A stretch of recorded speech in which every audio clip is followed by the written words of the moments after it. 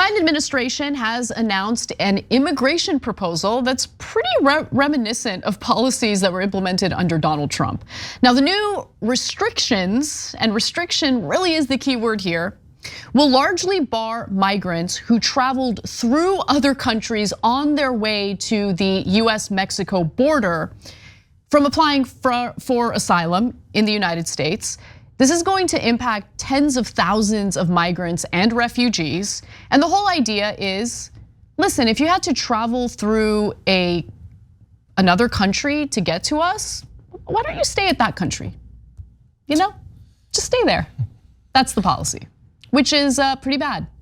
That seems exactly like the Trump policy. 100%, right? I'm sure there's some difference you're getting to, yes, but thus far. Small differences, but I wanna be clear, the small differences are mostly because of federal judges, okay? So federal judges have weighed in on this matter and have stated that you can't implement this policy when it comes to unaccompanied minors, for instance, okay?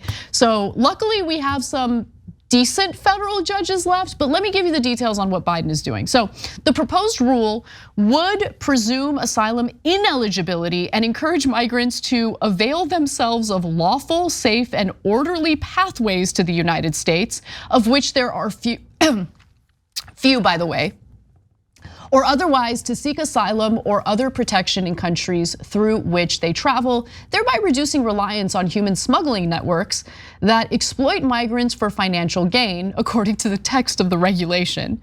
So those who don't meet the strict asylum eligibility requirements under the proposal would be subject to quick deportation, no questions asked. Now there are some exceptions. I mentioned the unaccompanied minors. Other individuals who would be exempt from this policy include those with acute medical emergencies, imminent and extreme threat of violent crimes, if they're worried about being victims of that, being a victim of human trafficking, or other extremely compelling circumstances. So those are the exemptions that the Biden administration has laid out. Now, how are they defending this policy, especially after we heard from campaign Biden saying that he's gonna be far more humane when it comes to asylum seekers compared to Donald Trump? Well, a Biden administration official told CNN this: to be clear, this was not our first preference or even our second. These temporary measures are being taken out of necessity. The Homeland Security and Justice Departments argued that surging numbers of migrants left them little choice. They anticipate illegal crossings to climb to between 11,000 and 13,000 a day if no action is taken after Title 42 ends. And Title 42 is gonna end because it should end, guys. I mean, Title 42 was implemented during COVID to stop the spread of COVID by people traveling to the United States. And then the COVID emergency ended, but Title 42 remained in place. You know what I'm saying? So like the idea for the Biden administration is, well, once it's officially lifted, then we're gonna have this surge of migrants coming to the border, and we need to find a way to prevent them from coming to the border. So John, thoughts on this? I get why they might think that that's a good explanation for changing from their rhetoric on the campaign to what they have right now. But it kind of seems like if what you said is, we're not gonna be barbaric to people, okay, we're gonna be different. Oh wait, there's a lot of people? Okay, we're gonna be barbaric to a lot of people. How is that the explanation? That it was wrong when Trump did it, but if there's more people to do it to, it becomes fine. There's no alternative. There's nothing else that you can do. I mean, you can just say, hey, what are you gonna do? We have to look at it after ourselves, but don't try to pretend that there's some sort of moral underpinning to this. I love that you mentioned that, because that is exactly what we're seeing right now, the moral underpinning. Just using their alleged morality to justify this policy. So the administration portrayed these efforts as a way to protect migrants from the dangerous journeys as they travel north to the United States and allow the US border entry points to manage the migrant flows in a safe and efficient manner.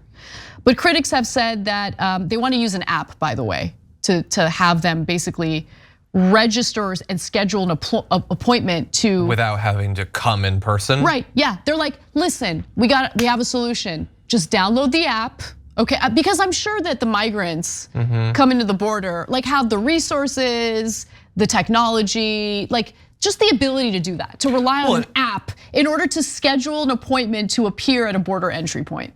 Exactly, and then super easy to just get there at that particular time. Yeah, and if you try to get one of these things from like 2 countries away, your chances are probably really high. I mean, oh, so you have an app, good. Well, I was worried that this was barbaric.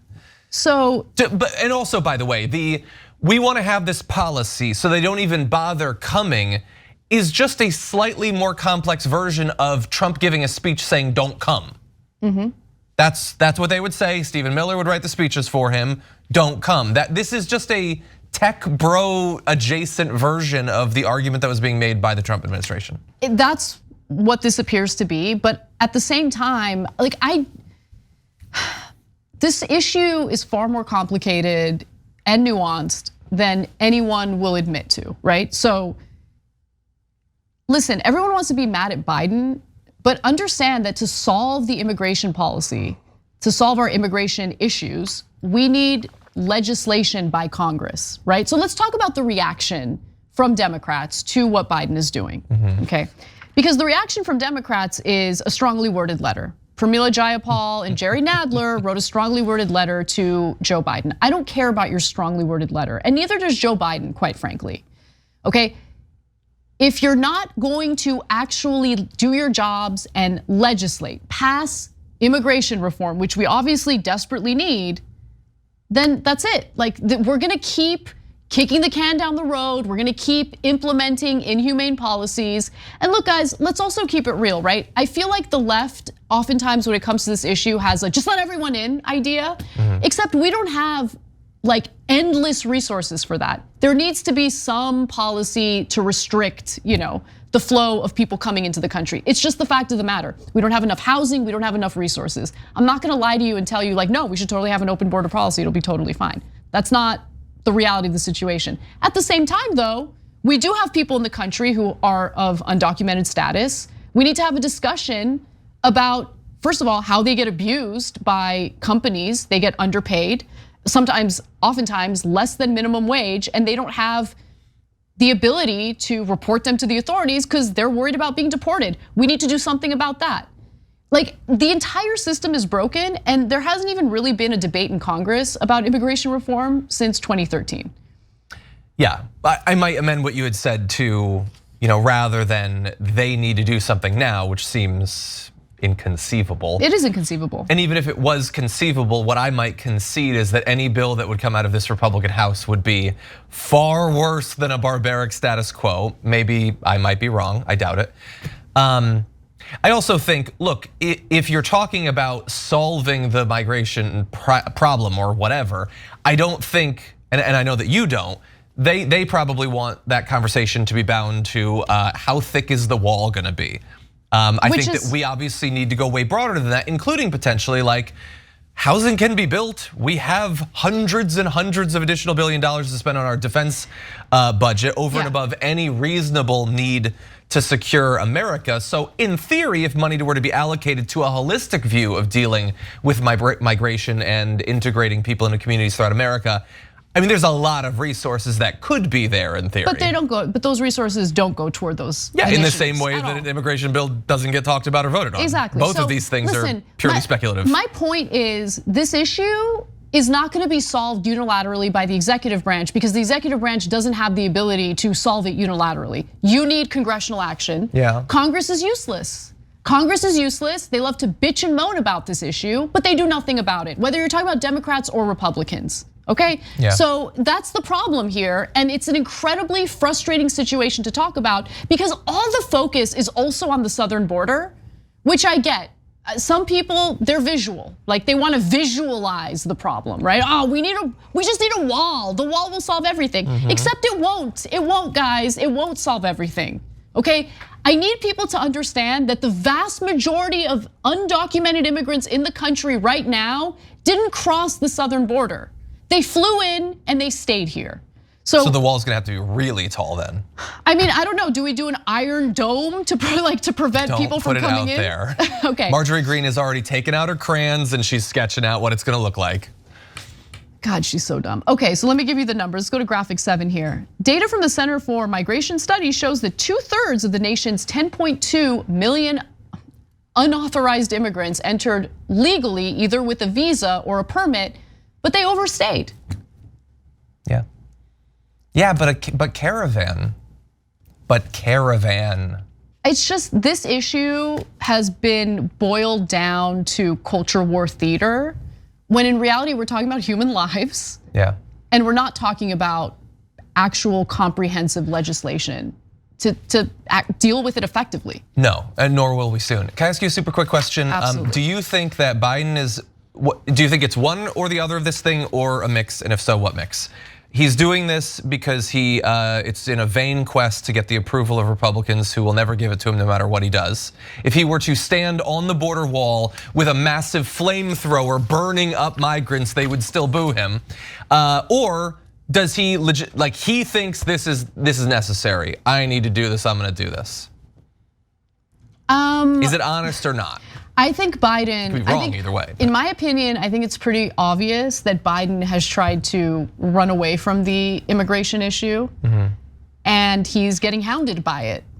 And so he has to address it. And I don't know, I think he's at this point smart enough to understand that he's never gonna get the approval from his Republican colleagues or whatever. But I think he just wants them to ease off a bit and at least provide the appearance that he's doing something about migration. Yeah. But make no mistake about this. This is just almost a photocopy version of what Trump did, with a few exceptions. Yeah. And it's incredibly sad because, again, we're not talking about inanimate objects. We're talking about human lives, and we're talking about people fleeing oftentimes incredibly dangerous, violent situations in their country. Thanks for watching The Young Turks, really appreciate it. Another way to show support is through YouTube memberships. You'll get to interact with us more. There's live chat emojis, badges. You've got emojis of me, Anna, John, JR, so those are super fun. But you also get playback of our exclusive member-only shows and specials right after they air. So all of that, all you gotta do is click that join button right underneath the video. Thank you.